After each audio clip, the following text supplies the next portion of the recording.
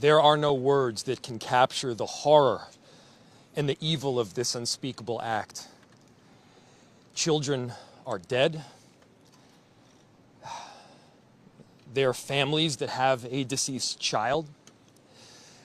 You cannot put into words the gravity, the tragedy, or the absolute pain of this situation.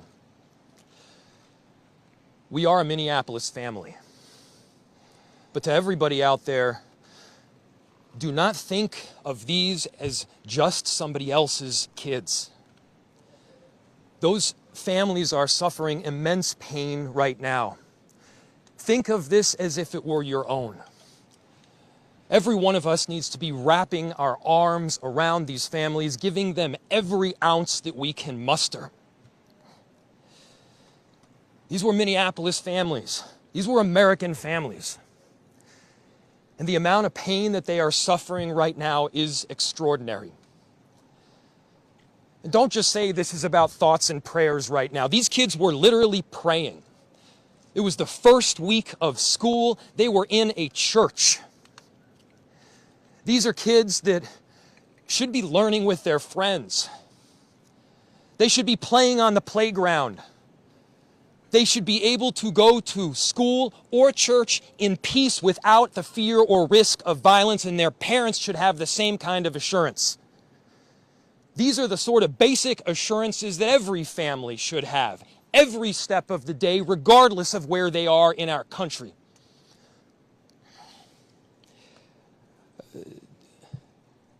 I'm so deeply saddened, and I'm so sorry to the families that I know are suffering right now. My ask is to everyone, stand by them. Love them. These families have forever been changed, and we've all been changed with them. We need to do everything possible to support them through this time. We have a family resource center that has been set up.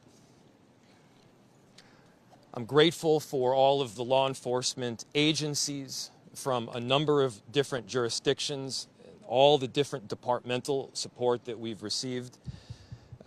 They're going to be working tirelessly. There's also a family resource center that is being set up as we speak to make sure that we're there for everybody. Again, to the families that are suffering, to those that have experienced loss, I'm so deeply sorry. We're going to be with you every step of the way. We love you. This kind of act of evil should never happen, and it happens far too often. The chief will provide additional details. My name is Brian O'Hara, B-R-I-A-N, O''H-A-R-A. I am the Minneapolis Police Chief. Earlier today, just before 8:30 a.m., our city experienced an unthinkable tragedy. Minneapolis police officers responded to a report of a shooting at a mass that was happening at the Annunciation Roman Catholic Church on the block behind me. This worship service was marking the first week of school for children that are attending the Annunciation Catholic School. During the Mass, a gunman approached on the outside, on the side of the building, and began firing a rifle through the church windows towards the children sitting in the pews at the Mass. Shooting through the windows, he struck children and worshipers that were inside the building. The shooter was armed with a rifle, a shotgun, and a pistol. This was a deliberate act of violence against innocent children and other people worshiping. The sheer cruelty and cowardice of firing into a church full of children is absolutely incomprehensible. Police officers from the Minneapolis Police Department immediately responded, entered the church, and attempted to provide first aid and rescue some of the children that were hiding throughout the building, while other first responders came and EMS responded to rush victims to nearby hospitals. 2 young children, ages 8 and 10, were killed where they sat in the pews. Their parents have been notified. 17 other people were injured, 14 of them being children. 2 of those children are in critical condition. The coward who fired these shots ultimately took his own life in the rear of the church. Our hearts are broken for the families who have lost their children, for these young lives that are now fighting to recover, and for our entire community that has been so deeply traumatized by this senseless attack. We will stand together to protect our children, our schools, and our houses of worship. This deliberate act of violence is just a sign of cruelty that is beyond comprehension. Our hearts are broken for everyone that's been affected by this tragedy. As we begin the difficult path of healing, I want the community to know this, that even in the face of such evil, the Minneapolis Police Department and all of our law enforcement partners stand with our community. We stand with these families and with this parish. We will continue to be here for you.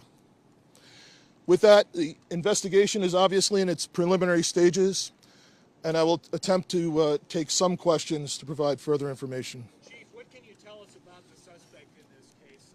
How old was he? Any kind of motivation? Any notes or any other information that were left behind? So we were looking, the question was, what can be said about the shooter? We believe it is one suspect, a sole shooter. We believe he is deceased. He is in his early 20s, does not have an extensive known criminal history, and we are looking through information left behind to try and determine some type of motive. Yeah. How many kids attend this school? How many kids at the school? How many children? I don't have an exact, the question was how many children at the school. There were dozens of children inside the mass at the time. I don't have an exact count. The children have been relocated into the school, which is where their families are reunifying with them. Other than the weapons, Reg. Other than the weapons, was the shooter a student, former student? Was he a former employee? Do we know that? The question was, do we know if the shooter was a former school employee or a former student? We don't have that information. Did he leave anything behind other than the weapons? There's a vehicle. The question was anything left behind? There's a vehicle that we believe that the suspect used that is being searched, and we will be conducting other searches related to this. Inside the parking lot here. There Yep. was some neighbors who said that the door to the church had been barricaded. Yep. Is that correct? So the question was, neighbors had said that the door to the church had been barricaded. The shooter approached on one side of the church building, and on that side, at least 2 doors, it appears there had been like a 2x4 placed. So not all of the doors around the building, but on the side where the shooter did fire. And on the outside. On the outside, yes. Were there any explosives that were found? The question was there any explosives? There were reports of that. There were no explosives or improvised devices that we found. I do believe there was one, I guess you would call it a smoke bomb, like not an explosive, but a sort of a firework that would release smoke. And which side of the building? North, south? The side that is closest to us, here, on this side. Yep. Was this incident related also at these nearby homes? I don't have specific information on that I can release. Gunshot wound, the suspect? The question was, is he dead from a gunshot wound? The answer is yes. We believe he took his own life in the parking lot. Was this outside or both inside that he was shooting? The question was he shooting outside and inside? He was absolutely shooting outside of the building on the side of the church, inside through the windows. It appears he may have gone inside, but I don't believe we've located any casings inside the building. So I'm not certain if he fired also while inside. It appears, if not all, most of the shooting happened outside the building. Chief, is this shooting related to any other shootings that happened in the last So, 24 hours? yeah, Taylor's asking, is this related to any of the other shootings? This does not appear to be related to any other shooting in the city. Do you know approximately how many rounds were fired? The question was how many rounds. I would say it's in the dozens. We don't have an exact count. There's a sidewalk on the outside as well as a grassy area, so obviously we are going through and taking our time to process the scene. Was he firing just one weapon, like the rifle? The question was he firing one weapon? We believe he had fired all three. He had a rifle, a shotgun, and a pistol. Chief, was this individual licensed to conceal and carry? Did he have any? Were the weapons, was he lawfully carrying the weapons? I don't have that information, and I don't have any information on any significant criminal history either. Was he dressed at all in any tactical type of gear or anything? It appeared he had some black clothing on, his cargo type pants.